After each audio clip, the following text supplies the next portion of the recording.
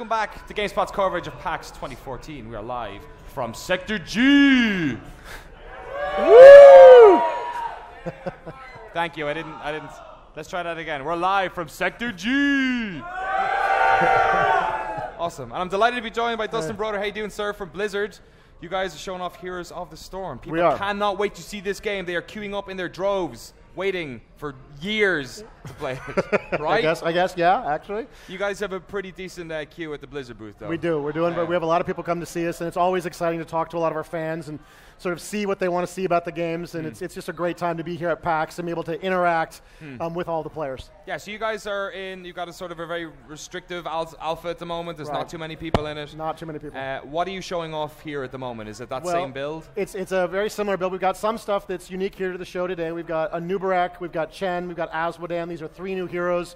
2 heroes of the storm, a couple of tanks and a specialist there, all sort of rolling in. Some of them are a little bit wackier than the others. Chen, for example, is this Pandaren brewmaster, and he has a very special resource mechanic where he will stop and drink from his keg to refill his energy. And we've sort of tuned him so you're really encouraged to do that in the middle of the fight. So it'll be a big battle raging, and hey, time for a drink. And Chen will drop and grab his barrel and just start chowing down right in the middle of a battle. So I can appreciate that. It's a pretty fun character to play. We're looking at the character select screen here, and it's probably the most. There's Chen right there. You got Chen right there. Arthas, you've got basically it's just, is it Warcraft, StarCraft? It's all of them, all rolled together right now. Is there any Lost Vikings in there? Not yet. Not yet? Not yet. Hang on, stay tuned. That's something we'd love to do. Zeratul. Of course, at what stage do you have to stop putting in characters? Because I have no idea. The Blizzard lore is full of... Well, the lore won't be the problem, right? The only time we'd stop putting in characters is to feel like we've gone up. There's King Stitches there leading this literally about to say, is Stitches in here? Oh, absolutely. Absolutely. So we really want to go for as long as we can. Once we feel like we're repeating ourselves, maybe at that point we'll go enough. We've got enough heroes because we want each hero to feel like his or her own unique gameplay experience. So we've got heroes that are a little bit more traditional, like a hero like Vala, the Demon Hunter, who's just sort of staying in lane. She's got a bunch of abilities, Vault, she can spray her arrows, she can do a Hungering Arrow, abilities you might see in Diablo sort of firing away.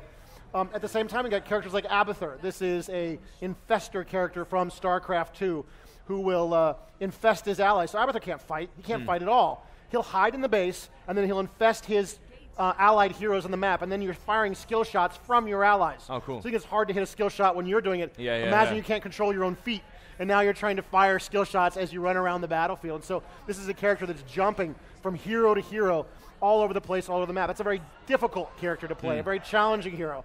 This is also a hero that can, when he gets to his ultimate ability, he can actually copy one of his allies, and then you become that hero for a little while. So you have to know a lot of the heroes in the game to play Abathur, because when you clone somebody, you got to know right away what they're capable of and what they can do.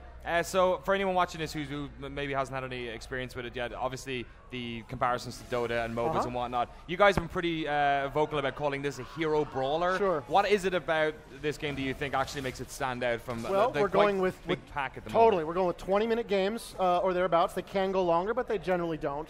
So a much shorter gameplay experience. We're really balancing the game around the team fight, so it's about getting together with your friends. You will have laning phases like this phase here where Stitches and Sergeant Hammer here are battling against a couple of players, against Tyrael and Tychus, but rather rapidly on a lot of our maps, you'll be asked to come together as a 5-man team and fight. And then you'll be spread out again, and then you come back together again for the big fight. So we're really getting you together as a team. We're also doing a lot of unique things like team levels. You notice at the top of the screen, there's 2 number 2s. Those are the levels of both teams. You don't level individually. You level as a team because you're coming together as a team to fight against the enemy. So at no point should you worry about taking from your allies. You should never worry that, I don't want to kill an enemy player because somebody else is supposed to get that kill so they can get experience. So does that mean like last hit mechanics? No and last stuff hit mechanics. Okay. You see an enemy, you kill him. That's your job, right? Don't worry about it. It also allows us to do things like this right now. Stitches is off in the middle of the jungle right now fighting against these creeps. He's going to gather seeds that allow his team to get access to a giant plant monster later in the game. Well, there's not a lot of experience being earned out here right now, but that's okay because we have team levels. Somebody else can be making sure we're still farming in lane, we're still gaining an advantage. And this is this crazy battle going to happen here on this giant plant golem. Well, Stitches tries to pick up the seeds, tries to dodge the attacks of the plant golem while Kerrigan, Tyrande, and Tychus come in and engage in this fight. And this is these so kinds of team battles that happen. It's almost impossible to know what the next move is. Sometimes you're dodging, sometimes you're grabbing seeds, sometimes you're attacking the enemies. Here comes a hook. Whoa, there's the big hook on Tyrande, pulling out of position. It looks like they're going to take her down. But just a lot of chaos, really asking you to stretch yourself as a player to deal with the unexpected. And that's the point of having multiple battlegrounds. We've got 5 different battlegrounds in the game right now, so you never know exactly what you're going to see. How much the variety is within those battlegrounds? Pretty significant. So this is a map right now we're trying to collect seeds. We have other maps where you're really just trying to, and the seeds are spawned from creatures on the map. We have other battlegrounds where you're trying to collect coins and give them to an evil undead pirate lord, and then he's going to turn the cannons of his battleship on the enemy. We have other maps where you're going deep underground to collect skulls. There's always something for you to do on the map that's going to pull you together as a team or sometimes split you up as a team, and it really depends on the map on what the mechanics are. You can see, like, we're not even in lane. We haven't been in lane here for minutes, but critical things are happening here. The game is being won or lost in these battles around these golems, and this is what makes it sort of unique. Yeah, so obviously the team leveling sort of takes away a lot of the individual progression stuff. What about economy within the game? Yeah, there's no last hit, there's no gold, and leveling is all shared. Now, you do have the way to customize your hero. We think that is important. So we have, instead of a generic shop that applies to all heroes, we have a custom talent set per hero. Okay. And that allows us to do some really extreme things. So for example, while we were developing the game, we did have an item shop that applied to everybody, and that seemed pretty cool to us. And we had ideas for items, like we have an idea for a plus range item. Wouldn't that be awesome if some of our tanks could get a little bit of range? So maybe instead of having a range of 1, they have a range of 3. So now they can kind of reach out a little bit and touch somebody. But then if like a hero like Nova or Vala the Demon Hunter got a hold of a +3 range item, the game was broken. So we would go to the balance guys, we want to do a plus range item, they're like, you can have +1, maybe +1/2. You can have this, right? That's what you get. And then, but that was completely uninteresting. But then we started splitting it out to a customized set of talents per hero, something we could go nuts. You see here that Phil, who's demoing this game for us, one of our artists, has gotten a hold of the plant horror there, and he's charging across the map. He just turned Sergeant Hammer into a little plant monster there, and he's attacking this town. So this is a very powerful siege weapon, this vehicle that he's in. Some of our maps have vehicles like this where you can become these creatures that allow you to destroy them, and some of them don't. Some of them have whole different mechanics. So you guys don't have as many heroes as some of the other games within this kind of space. We're 28 right now. 28. So is that a way of sort of creating more variety there as well? Like well, any customization system is just going to be good for us at this point. But we're going to be adding more heroes. 28 is where we're at in the alpha. We've got more we're adding all the time. We're just showing 3 new ones here today, and we'll keep adding heroes as we go. And I don't know when we'll stop. I don't know. Is it 50? Is it 100? Is it 30? I don't know. When we start repeating, well, actually I have more than 30 built in the office already, so it's more than 30. But when we get more, we'll see when we sort of run out of ideas. Again, when we start repeating ourselves, I'm sure the community start feeling the same, then maybe we'll reconsider how many more we want to do. I'm sure the community will jump in and give you a couple of suggestions. Oh, totally. We've had a lot of great ideas already. Lost Vikings. I hear you. I hear you. All 3 of them. I'm on board. Walking along. We'll work on it. I like it. All right, make it happen. Yes, what about other sort of game modes you're talking about? This one is particularly is collecting the seeds and stuff. What were the other type of game modes? Well, another one would be another map that you can be. They're not really modes. When you go into the matchmaker, you're going to get one of these maps, so you don't know, all right? So you got to be sort of flexible and creative at how you engage with the game.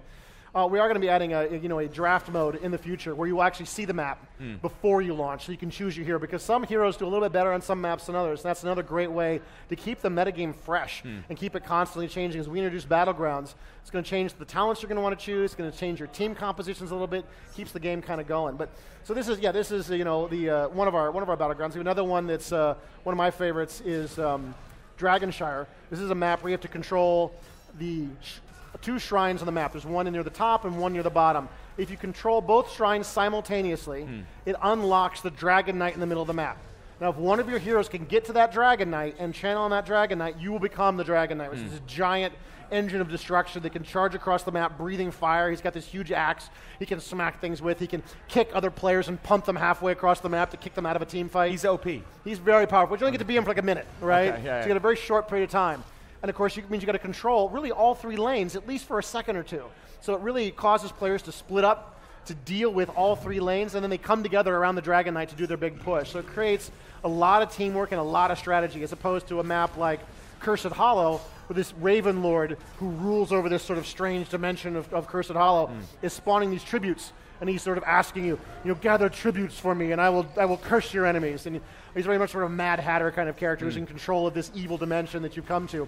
And so this is pulling you to these team fights around these tributes frequently throughout the game. Very different experience. About a minute and a half, tribute's going to spawn. It's like the ringing of the dinner bell. All players to the tribute. Everybody on your mount. Go, go, go. Get to that tribute. Time for the team fight. Everything is decided here for at least the next few minutes. So it's a very different style of play. Perhaps one of the biggest criticisms lauded on games like Dota and League of Legends, for as vastly popular and fun as they are. Very cool games. Very cool games. Is that there's quite a barrier to entry on them. Sure. Blizzard have kind of got a history of doing right by that. Like games like World of Warcraft was the first MMO that really just allowed accessibility is a big value for us. So we want it to be very easy to learn, but still crazy hard to master. So the games always look very simple when you walk in the door. And then hopefully 100 hours later, you're still learning something new about the game. That's absolutely our goal. So we have extensive tutorial systems. We're doing new user testing on that all the time to see how that's working for us. We've got some pretty good bots in the game, so you can play cooperatively with your friends or alone if you want to get a feel for a hero. Okay, so there is a solo... Totally. We've got a try me mode as well on each of the heroes. So if you see a hero you like to look up, you can just hit the try me mode button, and immediately you're in a very small map where you can sort of choose what level you want to be at, sort of say, do I want minions, no minions? Do I want a hero to spawn? Do I not want a hero to spawn? So you can just sort of test the water, sort of a very basic sort of arena. You can kind of set up and customize as much as you want, so you get a feeling of how this hero is going to play. You can test some of the ultimate abilities. You can test all of the talents. So even if you're not ready for a cooperative game yet, you can try the hero and see if it feels cool to you, see if it matches a play style that makes sense to you. Another thing as well, perhaps mostly in World of Warcraft, was the ability that you guys had to, well, I know you invested quite a lot into making sure that the community was moderated properly, that people felt like they were invited into those game worlds. That's another sort of a problem you get with a lot of these games where there seems to be quite a caustic environment, at least when you suck at the start. It's a huge challenge, right? Absolutely huge challenge. So we're attacking it at a basic level first with the game mechanics. Again, no last hit reduces the mean things I can do to you that would make you upset. Not kill stealing. It doesn't matter, which means, again, you're not going to get angry. It's a lot of the problems the Diablo team solved where they had loot per hero. There was never a scenario where I was going to pick up your loot.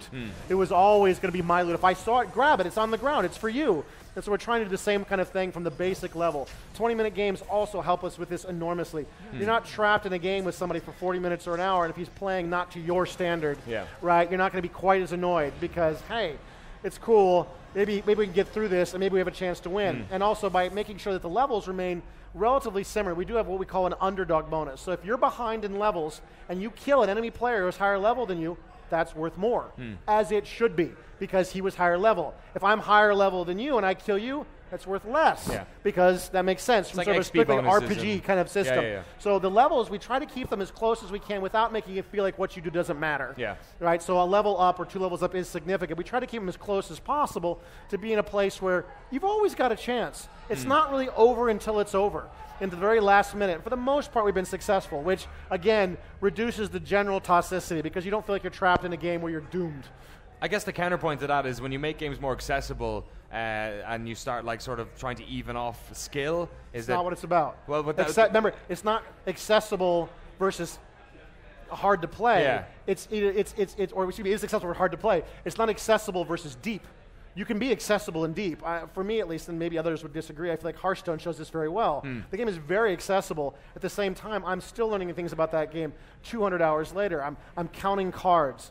I'm learning the metagame. I'm able to look and see what this kind of deck is. Oh, it's a Miracle Rogue. Okay, here's how I play my warrior differently because I'm playing against a Miracle Rogue. That's a pretty high-level play for me, and I've gotten to that very deliberately by coming in a very accessible game. So we want the game to be accessible, but if you go up against the top players and heroes right now, you will lose.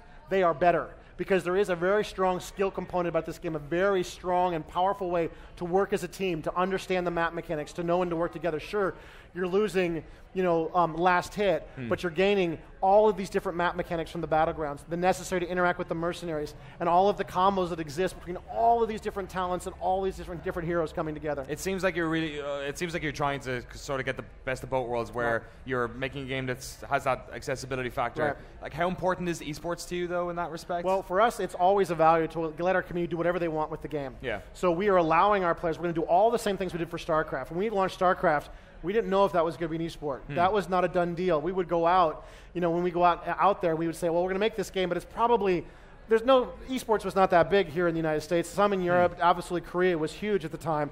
probably not going to be a big deal, but we did everything we could to support it. We made sure we had a great replay system, a great observer mode, that the game was clean, that it read well, that the art was clear, and the whole team rallied around those values because they're not good just for esports. They're also good for game. They make a good game. So we're going to do the same thing here. We're going to build all the systems we can, and we're going to give this game to our players. And just like we did with StarCraft, we're going to see what they do with it.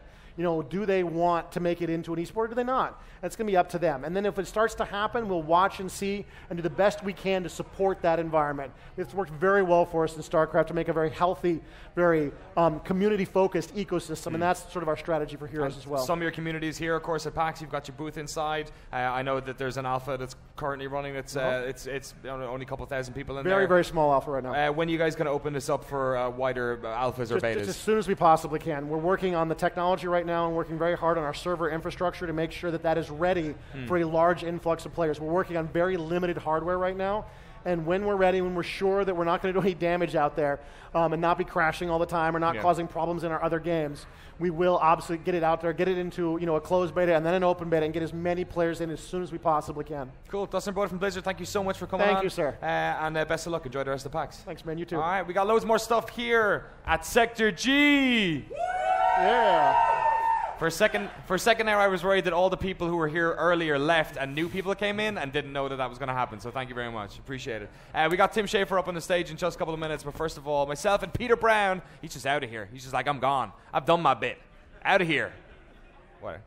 Enjoy PAX. Myself and Peter went and checked out some of Seattle's great retro gaming stores. We went to see a place called Pink Gorilla. So let's check that one out.